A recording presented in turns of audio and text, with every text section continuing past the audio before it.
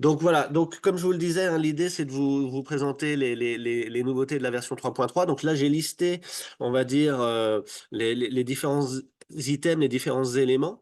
Donc je vais vous montrer bien sûr après concrètement hein, les fonctionnalités en action. C'est toujours intéressant voilà, de balayer un petit peu parce que pour certains d'entre vous hein, qui sont déjà utilisateurs, vous allez voir que ce sont des choses que vous aviez peut-être demandées. Vous savez, moi, je suis quelqu'un qui aime bien discuter avec les gens du terrain et bien souvent, on me dit, ah, ce serait bien de rajouter ça, ce serait bien de faire ceci, etc., etc. Donc, il n'est pas impossible que vous retrouviez des choses, voilà, des idées que vous aviez émises et qu'on a mis en musique hein, dans cette version. Donc déjà, le premier gros changement, ça va être tout ce qui va concerner les préférences utilisateurs. Donc voilà, on a simplifié en fait l'accès aux préférences. Alors c'est un beau petit boulot à réaliser, mais voilà, vous avez une fenêtre dédiée maintenant dans laquelle vous allez retrouver l'ensemble des réglages ou quasiment l'ensemble des réglages. On a commencé, voilà, puis on avancera dans ce sens-là au fur et à mesure. Alors ça, c'était quelque chose qui était très demandé également. C'était déjà possible dans les versions précédentes, hein, à savoir de pouvoir dessiner des barres 2D sur différentes vues issues de Revit. Là, on a stabilisé le process. Donc voilà, là maintenant, vous pouvez, si vous le souhaitez, pour dessiner une barre sur une vue, faire une répartition de cette barre-là sur une autre vue issue de la 3D, du coup, c'est possible. Les treillis soudés, voilà. Au niveau du calpinage, donc en dalle par exemple, vous avez la possibilité de choisir d'orienter l'étiquette selon la diagonale. Voilà, des panneaux. Donc esthétiquement, c'est un peu plus sympa. On peut rajouter donc une étiquette sur les lignes de cotation. Bon, je vais aller vite parce que après là-dessus, je vous montrerai en live. Donc le but, c'est pas de lire tout ça à tête reposée, enfin de prendre trop de temps là-dessus. La gestion des extrémités, je vais y arriver, des repères, les manchons, voilà, les manchons sont intégrés dans cette nouvelle version, donc qu'ils soient 2D ou 3D, Reogen sera en capacité de les comprendre et de les remonter en nomenclature. On a rajouté également différents champs dans les nomenclatures, des différents tableaux aussi, des nouveaux tableaux. La gestion de la colorisation a été aussi améliorée. Vous allez pouvoir faire de la colorisation par lot, on va dire entre guillemets. Bon, je vous montrerai tout ça, il n'y a pas de souci. On a mis en place aussi un switch entre représentation simplifiée et représentation détaillée pour tout ce qui est représentation linéaire des barres. Donc ça, c'est pareil, c'est assez sympathique. On a pris en compte aussi on a mis en place la prise en compte des formules sur les filants. Voilà, c'était déjà le cas sur les barres, on va dire répartition de barres mètres ou de ce genre de choses. Là maintenant, pour les filants, c'est également branché. Nouvelle formule aussi possible dans tout ce qui va être distribution, donc ce qu'on a appelé la distribution équilibrée. Au niveau des articles, pareil, on a amélioré des choses. On va pouvoir faire de l'assignation automatique par nommage et on vous donne aussi maintenant la possibilité de pouvoir assigner des articles directement sur des objets béton. Donc là, c'est pareil, on a bossé sur ce point-là. Euh, Possibilité de réinitialiser un article, ce qui n'était pas le cas dans les versions précédentes. Ah oui, alors ça c'est vachement intéressant aussi. Les treillis soudés en coupe, ah yeah, maintenant ils sont nomenclaturés, ils sont comptés dans la nomenclature, etc. Donc une simple coupe type, vous avez associé à un linéaire, vous avez le décompte des panneaux. Voilà. Gestion des catalogues de treillis, c'est ouvert aussi. Donc maintenant, vous allez pouvoir gérer vos propres catalogues, charger, sauvegarder, modifier, etc., etc. On a rajouté le calcul du phi moyen dans certaines nomenclatures de barres. Donc, vous verrez, hein, c'est pareil, c'est une information qui nous avait été demandée par des entreprises. Donc, on a rajouté ça. Donc, c'est accessible. On l'utilise pas, c'est une autre question. Mais au moins, vous avez l'information à disposition. Et puis, pareil, au niveau de tout ce qui est export de nomenclature, on a fait un gros travail aussi pour faire en sorte que vous ayez la possibilité de choisir si vous souhaitez rendre cet export actualisable automatiquement. Vous pouvez créer vos propres nomenclatures sur les feuilles maintenant en tant qu'utilisateur, plutôt que d'utiliser les nomenclatures par défaut. Vous pouvez la personnaliser et utiliser vos propres nomenclatures. On a rajouté des familles, on a fait des petits correctifs, hein, et puis on essaie toujours d'améliorer les performances. Donc voilà un petit peu le fonctionnement, enfin les gros items, on va dire, de la nouvelle version. Alors, bah, sans plus attendre, je vais vous présenter tout ce petit monde-là. Hop. Je vais aller ici sur la vue M1. Donc, pour ça, vous connaissez le concept, hein. C'est un détail type que j'ai créé, d'accord? Tout est déjà prêt, c'est cadenassé, etc., etc. Et quand je vais, on va faire, hop, que je vous montre quand même, parce que moi, je connais le projet, mais vous, pas forcément maintenant. C'est un nouveau projet que j'utilise là pour les démos. Donc là, j'ai mon massif M1, hein, donc il fait 180 par 180 par 50. On va faire le M2, on va faire le M3 par exemple, hein, d'accord? Donc vous allez voir qu'il y a des nouveautés par rapport à ça. Donc je vais lancer ma copie, ça vous connaissez déjà. Je vais lui dire que je veux faire par exemple le M3, hein, qui est un gros massif aussi là, voilà. Identifiant M3. Vous voyez, maintenant, vous pouvez ici directement lui dire, je veux faire la copie, mais en même temps, tu me lances l'actualisation 3D 2D. Comme ça, bah, ça fait gagner un petit clic, hein, voilà. Donc là, je lance effectivement la copie de la vue M1. Voilà, donc là, il va nous créer, voilà, il nous a créé le M3. Et si on regarde effectivement, on regarde les dimensions de cet objet, vous voyez, 2,10 par 2,10 par tac tac tac 60 de haut ici. Et si on va s'intéresser à notre fameux M3 ici, de 10 par 2,10 par 62 haut. Voilà. Donc, c'est une nouvelle. On peut continuer à fonctionner de la même façon qu'avant, c'est-à-dire je fais mes copies, et ensuite je décide d'actualiser à mesure que j'ai fait mes petites retouches, etc., etc. Ou alors, on peut lancer directement les deux process en même temps. Voilà. Donc ça, c'est une des premières améliorations. Je vous ai parlé tout à l'heure de la possibilité de switcher, on va dire, entre deux types de représentations. Donc là, ici, typiquement, vous voyez, j'ai dessiné ma répartition linéaire avec une représentation détaillée. Je vois chacune des barres. J'ai la possibilité, si je le souhaite, en fait, de pouvoir permuter, c'est-à-dire de pouvoir changer de représentation sur ma distribution. Ce qui est intéressant, c'est que, vous voyez, imaginons là, je décide de dire, bah, finalement, ces deux barres-là, j'en ai plus besoin. D'accord? Donc ça, vous connaissez dans Réogène, hein, déjà, c'est des fonctionnalités qui existent. Je vais donc ici lui dire réactualise en fait les quantités, parce que j'ai apporté une modification manuelle, hein, j'ai supprimé manuellement des barres. Si je reviens ici en permutation, que je reclique ici, vous voyez, ça fonctionne très très très bien. Donc ça, c'est quelque chose d'intéressant parce que typiquement, si on arme en barre, enfin, en barre par barre sur des planchers, par exemple, je sais qu'il y a certaines entreprises, certains bureaux d'études qui fonctionnent comme ça, selon les régions.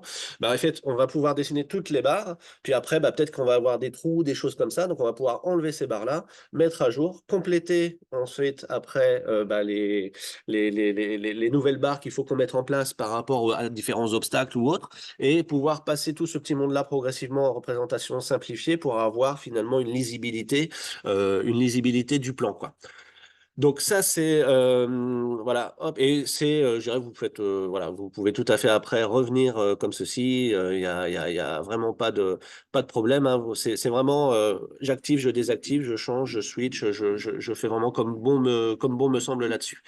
Voilà. Donc là, moi, j'aime bien moi cette représentation détaillée comme ça. Voilà. Alors. Un autre truc aussi qui est intéressant, je vous l'ai évoqué également. Donc, quand je viens éditer ici, euh, les, comment dire, les formules de distribution. Donc là, vous voyez, j'ai apporté une modification manuelle. Donc évidemment, la formule a été retravaillée, recalculée. Et je vous ai dit tout à l'heure qu'on avait intégré une nouvelle syntaxe maintenant. Donc cette syntaxe fonctionne de la manière suivante. Donc c'est ce qu'on appelle la distribution équilibrée. Hop, je mets un petit signe inférieur. Je vais lui dire arrobase 30 et je remets un signe supérieur. Voilà. Ça veut dire quoi? Ça veut dire grosso modo que je veux un espacement maximum de 30 centimètres. Voilà.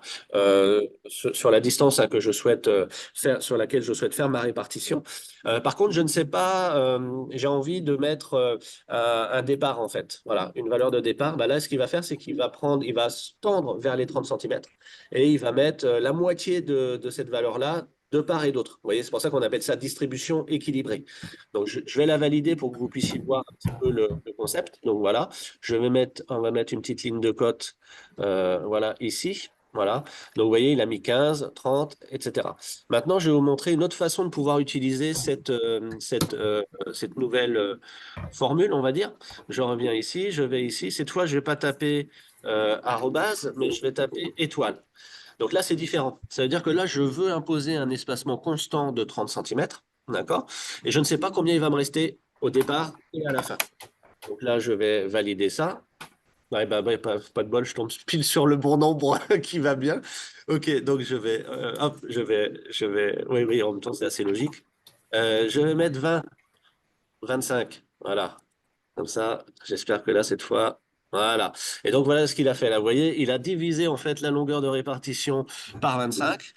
Il a gardé le nombre d'espacements entiers, on va dire, quoi, tout simplement. Et ensuite, il a réparti de la valeur qui reste divisée par deux de chaque côté. Alors, sur une semelle, ça n'a pas trop d'intérêt. Voilà. Par contre, sur des linteaux, là, ça, c'est intéressant. Parce que derrière, on peut avoir des linteaux qui varient de 10 centimètres en 10 centimètres. Donc, on sait qu'on veut imposer un espacement de 20 centimètres. En l'occurrence, voilà, c'est ce que j'ai mis ici. Et donc là, si je change, je vais créer vite fait un autre linteau, parce que là, j'en ai plusieurs de mémoire ici. Voilà, donc là, j'ai du L2, j'ai du L3, etc., etc. Donc si je reviens sur mon linteau ici, que je lui dis, hop là, on va se faire une petite copie. On va se faire, allez, on va faire le L3, parce qu'il était proche en termes de dimension de mémoire. L3, on va se faire une petite 3D, 2D, hop, on envoie. Voilà, il a terminé. L3 ici. Voilà, donc là j'ai mon L3. Voilà, donc vous voyez, il a mis à jour en fait, hein, il a gardé les 20 et là il s'adapte en fait en départ et en arrivée. Voilà, donc là j'ai une portée de combien? Une portée de 99 et sur mon L1, j'ai une portée de ouais, 98. Ok. Bon, en tout cas, vous voyez le concept, hein. Ça, c'est l'idée, c'est de pouvoir justement voilà, imposer une cadence, mais sans s'embêter en fait à dire merde, combien je vais avoir au début, combien je vais avoir à la fin. Voilà, tout simplement. Donc voilà le concept hein, par rapport à cette formule. Alors, je vous ai parlé également de nouvelles familles. Voilà. Donc là, moi, j'ai retravaillé un petit peu les familles de coffrage avec plusieurs améliorations. Donc, vous voyez, dans la famille, maintenant, vous avez affiché repérage, ce qui vous permet bah, de facilement activer ou pas différents repères. Et surtout, ce qui va être intéressant, c'est que maintenant, grâce à ça, vous voyez, les noms des variables qu'on pouvait mettre en relation avec des objets 3D seront beaucoup plus courtes à taper.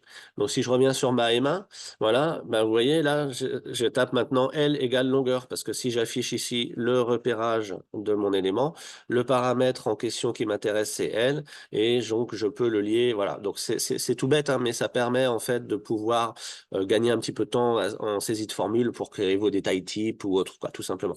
Donc, on a ce concept-là dans tout un tas de nouvelles familles. Voilà, je rouvre ici mon élément. Donc, coupe type sur acrotère, coupe type sur voile, élévation de poteau, poutre avec décaissé, semelle filante excentrée, les semelles, mur de soutènement, etc., etc.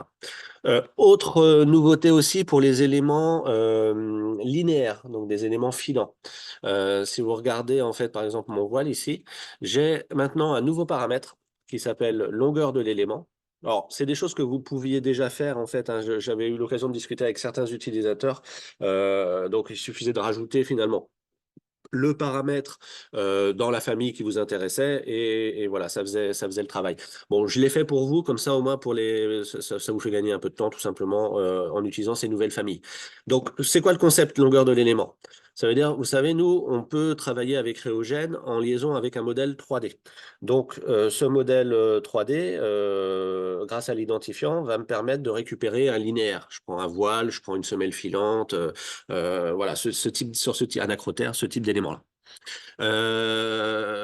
Parfois, j'ai pas forcément envie de lancer le calcul par rapport à mon modèle 3D. Je peux peut-être souhaiter taper moi-même justement une valeur. Bah, c'est ce que vous permet de faire ce fameux paramètre longueur de l'élément. Vous dites, voilà, moi je sais que j'ai 15 mètres. Voilà, bon, bah, je veux calculer pour 15 mètres. Vous tapez 15. S'il n'y a pas de liaison avec le modèle 3D, et pas de liaison avec un article, il prendra en compte la valeur de longueur de l'élément pour faire les calculs. Voilà. Donc l'ordre, ça c'est important, c'est d'abord, Réogène regarde s'il y a une liaison avec le 3D.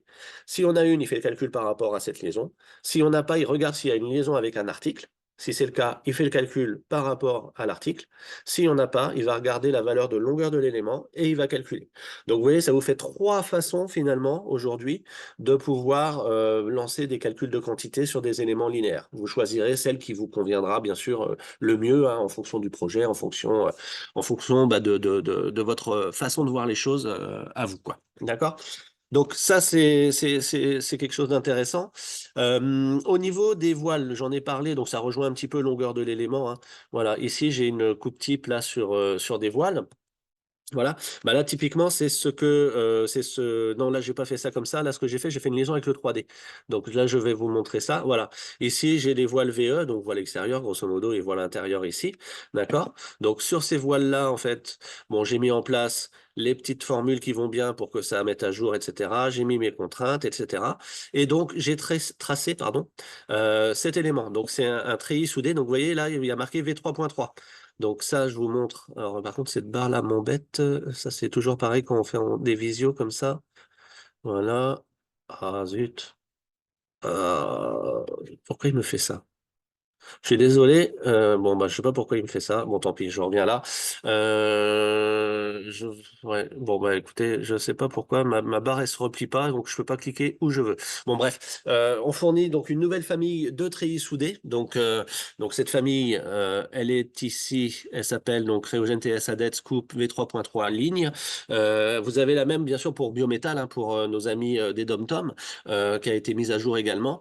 Et donc cette famille-là, en fait, va permettre, si vous l'utilisez, vous allez pouvoir du coup quantifier les treillis soudés, même en coupe. Donc là, j'ai mon voile VE, hein, d'accord? On va aller voir ça tout de suite. Vous allez tout de suite comprendre le principe. Ok, voilà. Donc là, je suis dans ma nomenclature. Ok, hop, hop là, voilà. Et là, vous voyez VE. Donc si je fais un, bah, tiens, on va faire un petit filtre. Bah, attends, on va faire par aire et dimension. Voilà. Hop, on va filtrer ici VE. Voilà. Et donc, vous voyez, par rapport à mon linéaire là, de voile VE 3D, en fait, eh ben, il m'a calculé le nombre de panneaux qu'il fallait que je prenne en compte. Alors après, on a intégré aussi la possibilité de saisir différentes valeurs pour certains paramètres, hein. Le type de pose, la position, etc., etc. Donc, il y a plein de possibilités. Donc, vous découvrirez ça, bien sûr, au fur et à mesure en testant ces nouvelles fonctions. Et d'ailleurs, par rapport à ça, pour vous faciliter justement l'accès aux nouveautés. Ce que j'ai fait dans toutes les rubriques d'aide, j'ai rajouté en fait, hop, hop, je vais vous montrer ça. Voilà, quand il y a du nouveau, vous voyez, j'ai mis dans le sommaire entre parenthèses new. Et du coup, si vous allez dessus, voilà, ben vous retrouvez en fait voilà, un petit symbole qui vous indique la partie entre guillemets qui est nouvelle, comme ça vous permet d'aller à l'essentiel, d'aller découvrir justement les nouveautés sans tout relire, quoi, pour ceux qui connaissent en tout cas. Voilà. Donc ça, c'est le concept que j'ai mis en place dans l'aide pour que les utilisateurs existants puissent retrouver leurs petits facilement. Alors pareil, j'ai rajouté, alors ça c'est cadeau, hein, une petite famille de reprises pour symboliser la reprise de bétonnage. Voilà. Donc qui est toute simple, mais voilà, qui fait le travail. Ça peut être sympa. On a les paramétriques, vous choisissez, enfin bref, voilà, des petites choses. Donc ça, c'est également fourni avec la nouvelle version. Il faut que je vous montre, donc, on a dit tout à l'heure, hop, par rapport au manchon. Voilà. Donc, on fournit également, du coup, des familles de manchons. Voilà, qui vont vous permettre en fait, voilà, de dessiner directement en 2D différentes liaisons, hein. Donc là, on a, vous voyez, j'ai les barres de vin avec un manchon fileté de ce côté-là. Ici, j'ai un manchon soudé, fileté de ce côté-là. Et là, j'ai un manchon d'ancrage, on va dire, hein, d'accord? Et donc, quand je vais ici activer la nomenclature de la vue active, voilà, là vous retrouvez, vous voyez, justement nos fameuses barres avec bah, la détection du manchon. Donc là, vous avez différents, alors, comme je le disais, on a rajouté du coup différents tableaux, notamment pour les manchons. Vous les retrouvez Voilà, ici, hein, barre manchonnée, récapitulatif, pardon, manchon, voilà. Et en termes de dessin, vous voyez, bah, on a détecté qu'il y avait un manchon en départ ici, donc on a notre filetage. Ici, bah, le segment du milieu, vous vous rappelez que je vous ai montré tout de suite un filetage, un élément soudé. Voilà, on a deux filetages ici avec le manchon d'ancrage à la fin, voilà. Et donc, quand vous allez après dans récapitulatif manchon, voilà, vous retrouvez finalement les quantités. Alors là, bon, j'en ai dessiné qu'un. Voilà. Et dans barre manchonnée, vous retrouvez donc bah, les informations concernant les barres qui ont un traitement, on va dire. Et ici, vous retrouvez justement le traitement. Traitement de départ, traitement de fin. Donc fileté, soudé, etc., etc. Au niveau nomenclature de barres également, ce que nous avons fait, c'est que nous avons rajouté différents champs, différentes colonnes, notamment la vue. C'est vrai que quand on dessine en 2D, bah, c'est bien de savoir sur quelle vue finalement on a dessiné. Donc ça, c'est intéressant d'avoir cette information-là. On a rajouté également l'espacement maximum, voilà, donc qui peut être exploité maintenant si vous le souhaitez. Je vous ai parlé tout à l'heure du phi moyen. Donc là, vous retrouvez ici l'information, d'accord? Donc là, bon, moi, j'ai que des barres de 20, donc là, on tombe sur 20, ce qui semble assez logique. Voilà, je vais fermer ça. Voilà. Donc, le gros du morceau, comme je vous le disais, c'est au niveau des préférences. Vous allez voir, on a énormément travaillé là-dessus. Donc, du coup, vous avez ici l'onglet général dans lequel vous allez retrouver le chemin vers les dossiers bibliothèques. Donc, vous savez, on fournit tout un tas de familles, etc. Bah là, vous allez pouvoir, si vous le souhaitez, modifier les chemins par défaut, tout simplement. Donc, vous pouvez le faire, ainsi que d'ailleurs des fichiers de paramétrage. Si vous souhaitez mettre sur un serveur pour que tout le monde parte du même fichier, bah, vous pouvez le faire maintenant, facilement. En termes de visibilité, donc là, on retrouve toute la partie colorisation. Voilà. Nouveauté, maintenant, vous pouvez choisir de cocher ou décocher finalement certains diamètres pour ne pas prendre en compte la colorisation. Par exemple, un exemple que je donne souvent, mais que je trouve plutôt pertinent, j'ai dessiné mes détails, j'avais des barres de 6, finalement l'entreprise m'appelle, me dit, bah non, non, on n'a plus de 6. Bon, bah du coup, je vais décider de colorier que les barres de 6.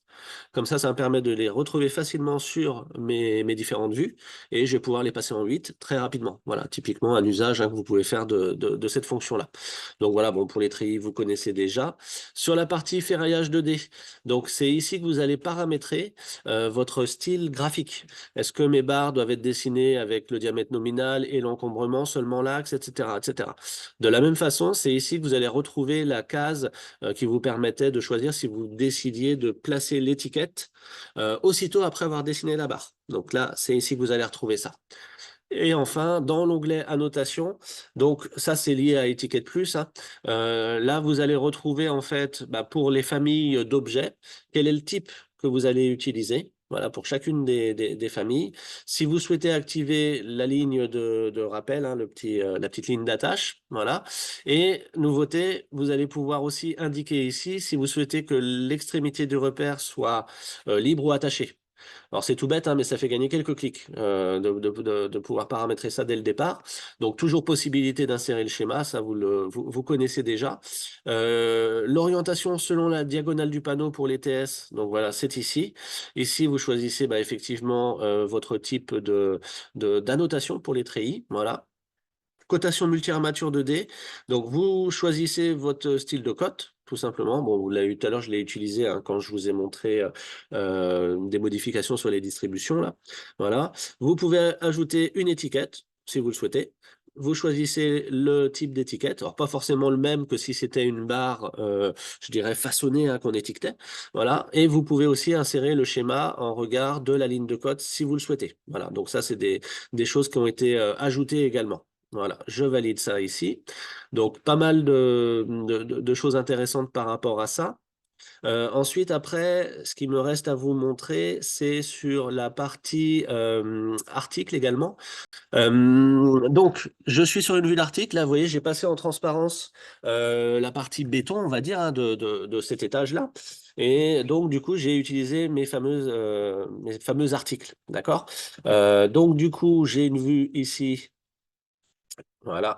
article isolé, où je retrouve grosso modo, vous l'avez compris, hein, j'ai des chaînages pour angle de mur, j'ai des raidisseurs, j'ai des relevés ici, là j'ai plutôt des chaînages de plancher, etc., etc.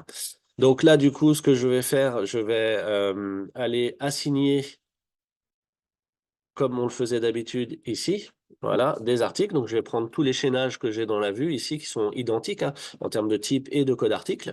Et je vais choisir ma méthode de calcul, comme d'habitude. Voilà, hop, hop, je viens ici, je choisis mon type de chaînage, par exemple. Je mets en place mon recouvrement. OK, donc ça, là-dessus, il n'y a pas de souci. Si je vais dans la nomenclature d'articles, voilà, vous retrouvez effectivement ici le nombre d'éléments de 6 mètres que je dois commander. Et si on regarde dans le scénario de situation de pose par zone, j'ai ici la longueur de chacun de mes traits magenta et ici le détail du calcul, hein, bien sûr, de ce qu'il faut que je mette en place. Voilà. Donc ça là-dessus, il n'y a pas de souci. C'est des choses que vous connaissez déjà. Donc, comme je vous le disais tout à l'heure, par contre, voilà, les petites nouveautés, c'est que jusqu'à présent, quand vous assigniez un article, ben, en fait, on ne pouvait pas l'enlever. Voilà. Là, maintenant, vous voyez ici, je peux faire réinitialiser l'assignation. C'est dur à dire. Je lui dis OK. Voilà. Bah oui, c'est déjà fait. Je ferme ma boîte. Et effectivement, si je relance ma nomenclature d'articles, vous voyez, ils sont sortis, on va dire, du calcul des quantités. Alors, une des grosses nouveautés par rapport aux articles, comme on le disait enfin, comme je le disais tout à l'heure, voilà, ici je suis sur mon modèle 3D. D'accord? J'ai ici de la semelle filante 50 par 25. J'ai la possibilité, alors voilà, je vais encore être embêté avec cette barre-là. Donc, je vais aller dans Gérer paramètres du projet ici.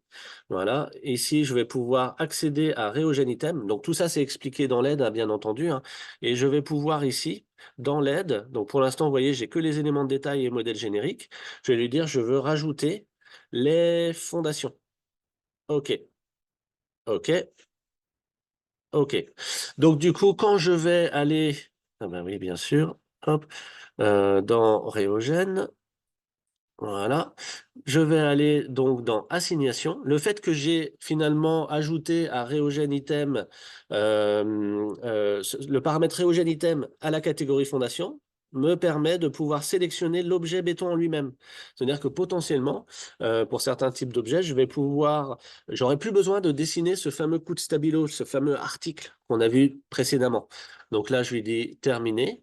Je lui dis ajoute tous les objets équivalents, même type, même code article. Voilà. Je viens ici, je lui dis je veux choisir un calcul en réutilisant les chutes. Je choisis dans mon catalogue ici la SF 3 filants de 8 par exemple. Voilà, je mets en place mon recouvrement. Je lui dis OK. Et donc, quand je vais aller dans la nomenclature d'articles ici, je vais retrouver effectivement, il faut que je commande 26 éléments de 6 mètres standard du commerce. Hein, voilà. Et si je regarde ma situation de pose ici, bah là, je retrouve chacune des longueurs finalement de mes semelles 3D SF50, hein, d'accord, avec à nouveau le détail du calcul. Donc voilà, donc ça c'est assez intéressant. Ça fait gagner une étape. Plus besoin pour certains types d'objets de dessiner ce fameux coup de stabilo. Vous pouvez assigner directement les articles directement sur les objets du modèle. Voilà. Donc ça, je ferme ça. Autre nouveauté par rapport aux articles. Vous voyez, là, je suis dans le catalogue. Catalogue d'articles, voilà. Ici, j'ai cet objet. Donc, le code article, c'est SIC 8080 4 x bits, là. Donc, ça, c'est le code, on va dire, fournisseur, enfin, pas de fournisseur, mais le code article que vous pouvez utiliser. Par contre, le nom de l'article, vous voyez, j'ai mis ici 80 par 80 par 20. D'accord? Dans commentaire du type, c'est une nouvelle colonne, j'ai marqué auto. Donc, 80 par 80 par 20, c'est un nom de type. Je vais tout de suite vous montrer ça. Là, je suis sur ma 3D. Vous voyez ici, là, j'ai des objets. Voilà. 80 par 80 par 20. Alors, vous me voyez certainement venir avec mes gros sabots. Hein. Si je vais dans modifier le type ici, dans commentaire du type, je tape auto. Donc, je tape la valeur. Moi, j'ai choisi de taper ça, mais vous pourriez taper ce que vous avez envie, bien évidemment. Hein. Voilà, je lui dis OK. Eh bien, si je demande la nomenclature maintenant, ben, qu'est-ce qui se passe? Vous voyez, il m'a compté 3. SI C80 par 80, 4 filons de 8. Voilà. Donc ça, c'est intéressant, c'est ce qu'on appelle, nous, l'assignation automatique par nommage. Ça veut dire qu'on sait que sur certains projets ou sur certains types d'objets, de toute façon, on aura ça. Bah, du coup, plutôt que de s'embêter à chaque fois à devoir faire une action pour pouvoir quantifier certains éléments, bah, en fait, il suffira simplement dans la famille d'avoir paramétré le paramètre commentaire du type avec la bonne valeur liée au catalogue, et derrière, les quantités seront calculées automatiquement. Voilà. Donc ça, c'est assez intéressant. Ça marche pour les goujons, ça marche pour bah, tout un tas d'objets finalement. Donc ça, c'est plutôt pas mal. Donc, par rapport à ça, il me reste à vous montrer la partie treillis en coupe. Voilà. Alors, les treillis en coupe, donc ça, bon, je vous en ai parlé tout à l'heure. C'est le catalogue de treillis que je voulais vous parler. Donc là, je suis dans la fonction répartition TS. Voilà, je viens ici. Et donc, vous voyez, on a le chemin ici du catalogue qui est exploité à l'instant T. Mais vous avez tout à fait la possibilité de créer un nouveau catalogue, de charger un catalogue, d'enregistrer sous, etc., etc. Alors ça, c'est une demande qui m'a été faite par rapport, vous savez, par défaut, on indique des recouvrements. Et c'est vrai que si on est en sismique, pas sismique, etc., etc., bah, voilà, autant avoir, je dirais, tout de suite les différents catalogues à disposition. Comme ça, on charge, voilà, on sait qu'on a un projet sismique, on charge le catalogue, les valeurs par défaut sont les bonnes, et du coup, on gagne du temps en termes de dessin, en fait, tout simplement des treillis soudés. Voilà. Donc ça, c'est quelque chose qui est plutôt intéressant. Comme ça, vous avez la main, quoi. On vous a donné la main là-dessus, quoi. Autre nouvelle fonctionnalité intéressante également, c'est la partie export des nomenclatures Revit. Voilà. Donc là, il est en train de scanner mon modèle, voilà, etc. Ça, vous connaissez. Voilà. Et ici, je retrouve ma fameuse nomenclature. Vous voyez, pour ceux qui connaissent déjà l'interface, il y a quelques petites évolutions, hein. Donc, comme je vous le disais, le phi moyen ici a été calculé. Si je décide, par exemple, d'enlever ici, alors je vais tout prendre sauf la vue manchon. Voilà. Tac. On va enlever quoi? Que j'enlève des trucs intéressants. Si j'enlève, oui, parce que mes semelles ici et ici. Voilà, vous voyez, ce que je voulais vous montrer, c'est ça. Vous voyez, en fonction de ce qui est affiché dans ma grille, le phi moyen est recalculé automatiquement. D'accord? Donc voilà, donc c'est ça que je voulais vous montrer par rapport au phi moyen ici. Ici, voilà, vous voyez par rapport aux exports Revit, donc ça vous saviez déjà, Excel, PDF, voilà, Revit. Là maintenant, vous avez la possibilité, lorsque vous exportez une vue, alors personnalisée ou une vue issue directement des tableaux de Réogène, de pouvoir déclencher finalement une actualisation automatique. D'accord? Donc c'est vous qui choisissez si vous voulez le faire ou pas, tout simplement. Vous nommez la vue, donc contrairement à la version précédente où vous savez, ça s'appelait dièse quelque chose. Voilà, vous n'aviez pas la main là-dessus. Maintenant, vous avez la main, donc vous pouvez la nommer. Vous pouvez décider d'actualiser automatiquement votre export. Vous pouvez également, ça c'est une autre possibilité, créer une nomenclature par élément. Donc ça, je vais vous montrer en fait le concept, hein, tout simplement. Donc je vais utiliser ici, vous voyez, je me suis créé un tableau personnalisé dans lequel voilà, je choisis finalement d'afficher le nombre d'éléments, les quantités par élément, enfin voilà, certaines informations, le schéma, etc., etc. Je vais ici lui dire que je veux faire ça. J'ai fait par exemple ma M1 et ma M3, voilà. Je vais lui dire donc je veux créer une nomenclature par élément. Ici, je vais lui donner un préfixe. Du coup, il va me créer potentiellement bah, plusieurs vues, évidemment. Donc, on est le combien aujourd'hui? Allez, 24, 04, 11. Oups, là, un petit tiret. OK.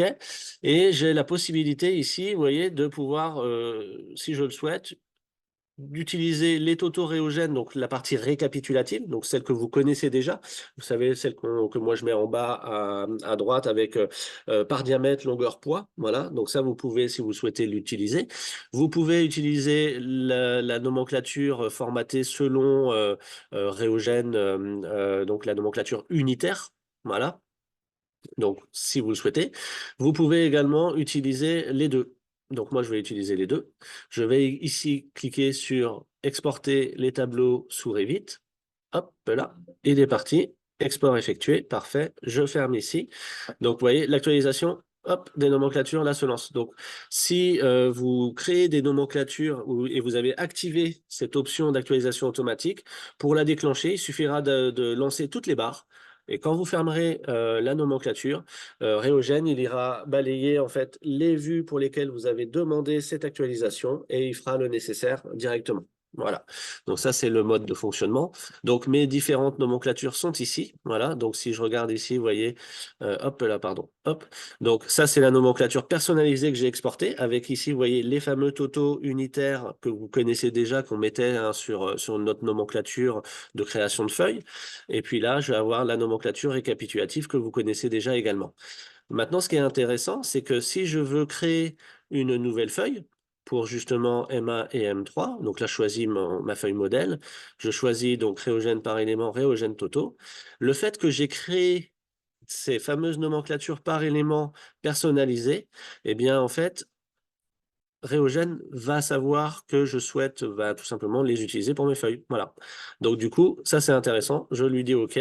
Et comme elles sont créées et l'utilisateur a personnalisé le truc, autant utiliser, je dirais, directement. Donc je vais essayer de vous montrer ça ici. Voilà. Et donc là, vous voyez, il a bien utilisé la nomenclature personnalisée et pas celle par défaut que vous connaissez déjà par le passé, quoi. Voilà. Bon, après, faut mettre bien en page son truc pour que ce soit propre et tout ça, mais en tout cas, vous avez le concept ici, hein. Voilà. Donc là, M3, voilà, etc., etc.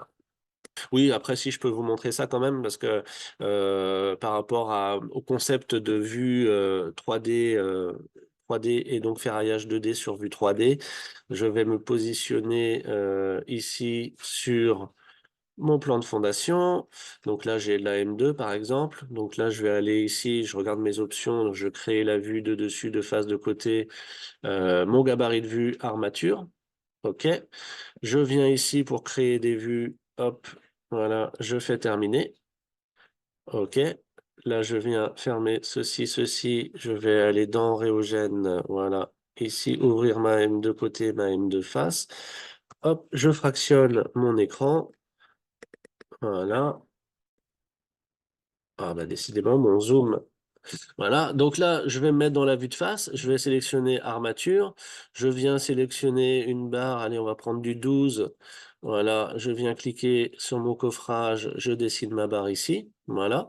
Et donc, cette fameuse barre-là, bon, à la limite, je peux dessiner, pardon, hop, je vais dessiner sur l'autre vue, on va mettre, allez, du 10, même si c'est un peu bête parce que c'est carré, mais c'est pas grave.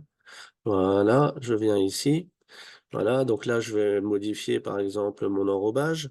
On va passer avec un enrobage inférieur à 5 centimètres. Voilà. Donc, vous voyez ce que je faisais quand je vous montrais en fait l'inferriage 2D sur des vues de dessin. Là, je suis en train de le faire, mais sur différentes vues. J'ai 3 vues différentes. Et donc, si je viens ici, je vais pouvoir lui dire répartition. Je viens sélectionner cette barre-là. Je choisis de visualiser la branche A sur ma vue de dessus, hein. Je choisis mon enrobage. Donc là, ça va être mon enrobage 2. Ici, la formule, je viens lui indiquer, en fait, je démarre à 10 du coffrage, je veux un espacement de 20 maxi, je finis à 10, je clique mon petit crayon. Mais là, maintenant, vous voyez, je peux rentrer dans cette vue-là, je peux sélectionner mon coffrage ici, et je vais pouvoir ici indiquer mon point de départ, mon point d'arrivée par rapport à ma répartition, hein, voilà. Et donc voilà, bon après je peux continuer bien sûr, mais bon, vous connaissez déjà le concept, hein. Ce qui va être intéressant, c'est que vous voyez, si je viens dans cette vue-là, je fais une édition ici, et je lui dis finalement, c'est pas tous les 20, mais tous les 10, et que je valide, voilà, les autres vues s'actualisent. Voilà. Donc ça, comme je vous le disais tout à l'heure en introduction, c'est des choses, on arrivait déjà à faire en partie, je dirais, cette notion de dessiner sur différentes vues, mais on avait voilà, il fallait qu'on consolide. Voilà. Et donc là, on a consolidé des choses. Donc normalement, maintenant, vous allez pouvoir, pour ceux qui ça intéresse en tout cas, utiliser cette possibilité, sachant que enfin, personnellement, l'utilisation de Data Active, pour moi, je trouve, va quand même toujours plus vite.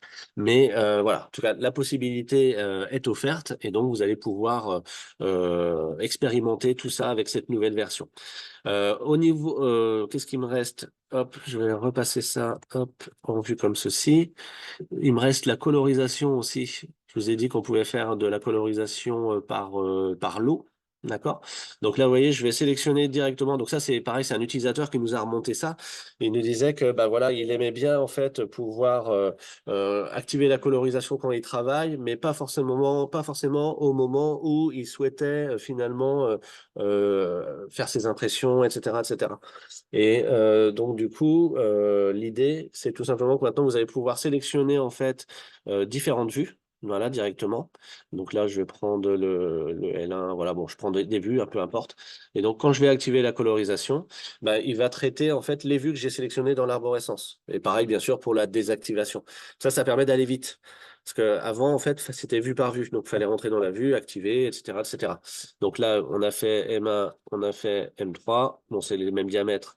L3, L1. Non, j'ai pas fait L3, j'ai fait L1. Voilà. Et donc, on retrouve bien, vous voyez, effectivement, hein, le phénomène. Et puis après, je peux faire du cas par cas comme d'habitude, hein, si j'ai envie, ou alors traiter par l'eau. Donc voilà. Donc ça fait également partie des petites nouveautés.